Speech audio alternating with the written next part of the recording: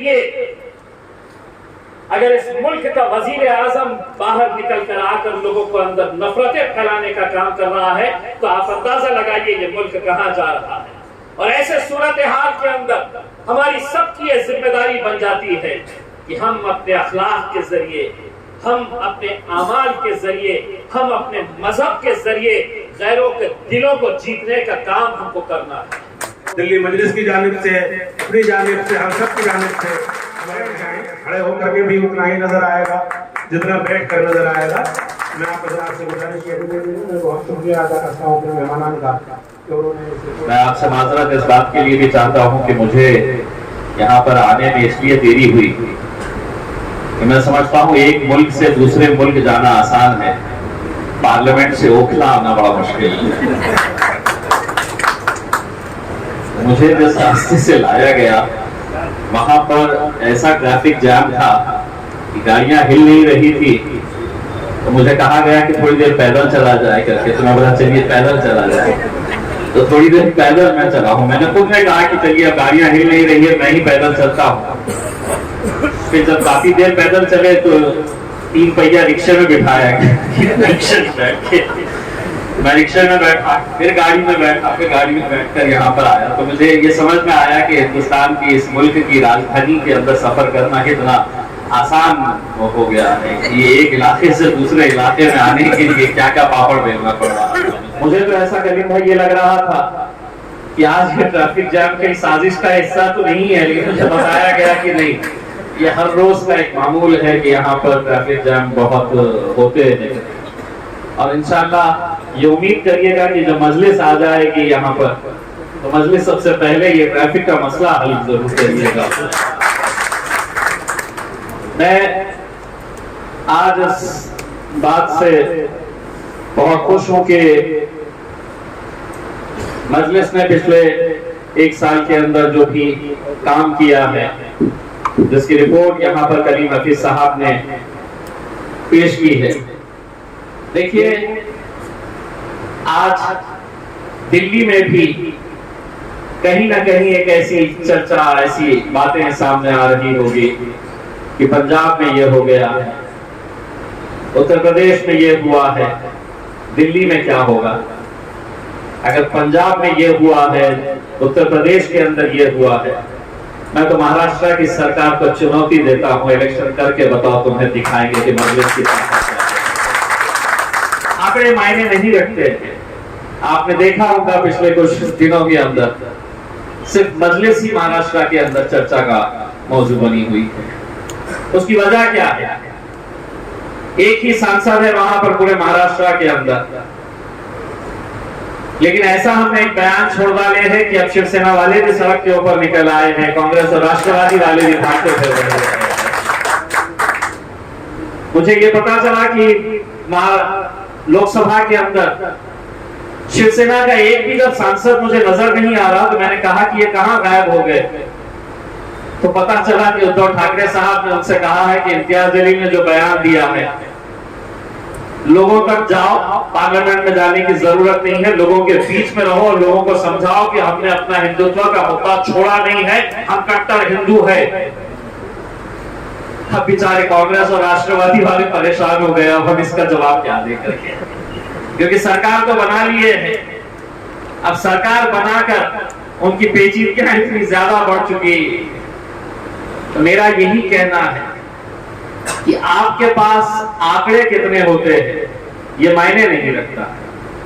इसीलिए तो आज बैरिस्टर असदुद्दीन अवैसी साहब इतने सालों तक, पिछले 20 साल से लगातार, वो अगर लोकसभा के अंदर अकेले थे तो उन्होंने अकेले रहते हुए भी अपना लोहा मनवाया। अकेले रहते हुए भी उन्होंने अपनी मौजूदगी का एहसास दिलाया। और मुझे आज भी इतनी खुशी होती है जिस दिन असद साहब पार्लियामेंट के अंदर उनका भाषण होना होता है, तब भारतीय जनता पार्टी के एमपीज भी मुझसे पूछते हैं कि कितने बजे वो भाषण देने वाले। मैं उनसे पूछता हूं आपको क्यों? तो कहते हैं कि हम उनको सुनने के लिए रुकना चाहते हैं। ये उस शख्स ने अपनी एक पहचान बनाई है।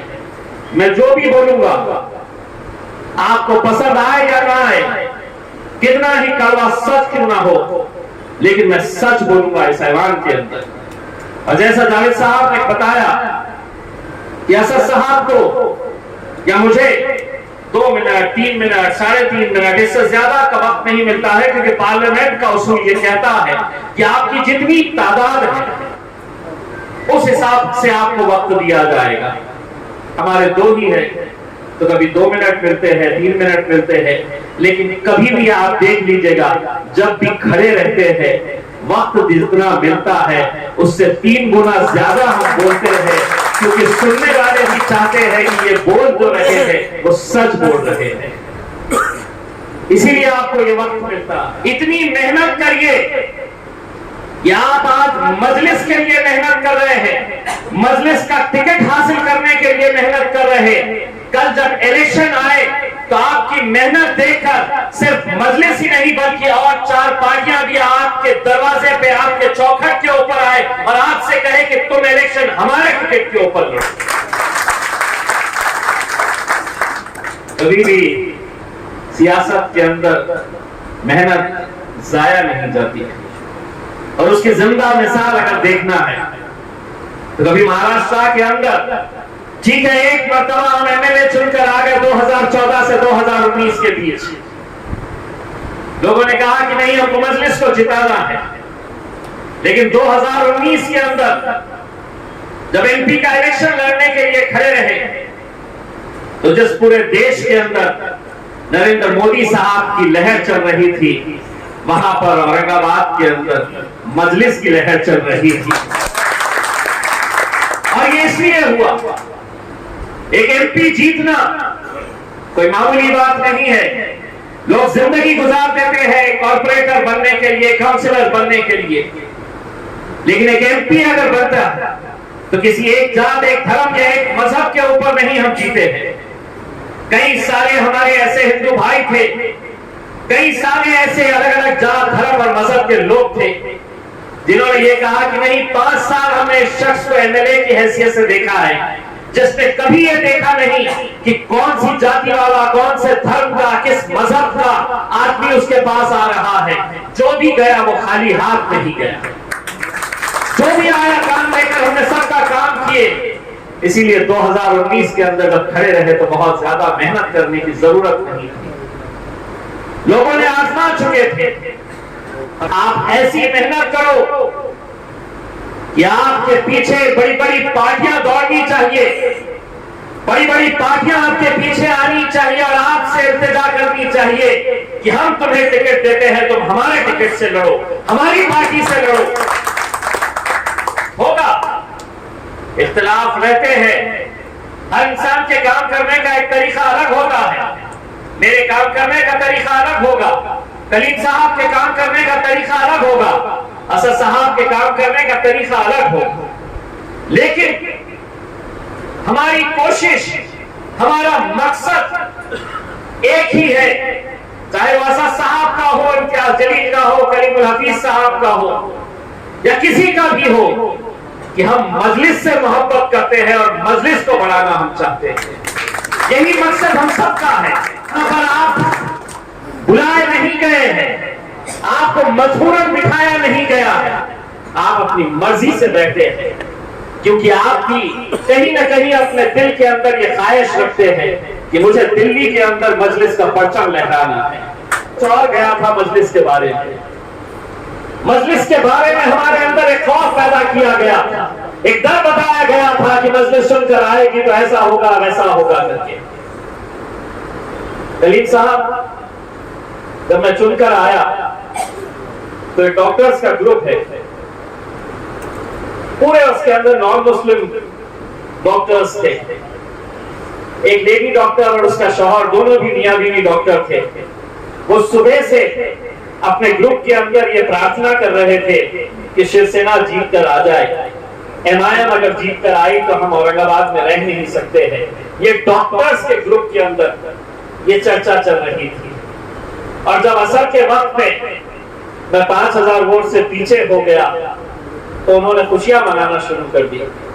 लेकिन असर के वक्त जब हमने अपना सर सजदे में डाला तो अल्लाह ने कहा कि रमजान के दिनों में मैं इतने सारे सजदों को मायूस नहीं होने दूंगा। और अल्हम्दुलिल्लाह जब हम जीत कर आए तो वो डॉक्टर, लेडी डॉक्टर, उसका शौहर, दोनों ने ये तय किया कि हम अपना अस्पताल बंद कर देंगे, हम औरंगाबाद से पुणे शिफ्ट हो जाएंगे क्योंकि अब मजलिस चुनकर आई है। उनका एक लड़का था जो 12वीं क्लास में पढ़ता था, उसने अपनी माँ को ये कहा कि माँ मैं सुबह से इम्तियाज जलील और एमआईएम के जो सदर है ओवैसी साहब उनके भाषण सुन रहा हूं, वो कभी भी हिंदू और मुसलमान के बारे में बात नहीं करते हैं, तो तुम इतना डर क्यों रही है? रात में 2 बजे से लेके सुबह 5 बजे तक वो दोनों मियां बीवी पूरे जितने हमारे वीडियोस थे वो 5 बजे तक देखे और 5 बजे उन्होंने तय किए कि जितना हम सोच रहे थे इनके बारे में इतने ये बुरे नहीं हैं। अगर इस मुल्क का वजीर आजम बाहर निकल कर आकर लोगों को अंदर नफरतें फैलाने का काम कर रहा है तो आप अंदाजा लगाइए ये मुल्क कहां जा रहा है। और ऐसे सूरत हाल के अंदर हमारी सबकी ये जिम्मेदारी बन जाती है कि हम अपने अखलाक के जरिए, हम अपने अमाल के जरिए, हम अपने मजहब के जरिए गैरों के दिलों को जीतने का काम हमको करना है और हम कर सकते हैं। मैं यही उम्मीद करूंगा कि आने वाले वक्त में आप लोग ये मायूसी अपने अंदर से निकाल दीजिएगा, अपने जहनों से ये बात निकाल दीजिएगा कि वहां का नतीजा क्या हुआ है। अपने अंदर एक अज़्म पैदा करिएगा, एक अहद ले लीजिएगा कि अगर वहां पर मैं गिरा हूं तो इंशाल्लाह यहां पर मैं चलूंगा नहीं बल्कि दौड़ूंगा। इस अज़्म के साथ हम सबको आगे बढ़ना है। मैं आप मुबारकबाद देता हूँ, तमाम मजलिस के चाहने वालों से यही उम्मीद करता हूँ कि आप लोग सब मिलकर यहाँ पर मजलिस को आगे बढ़ाने का काम करें।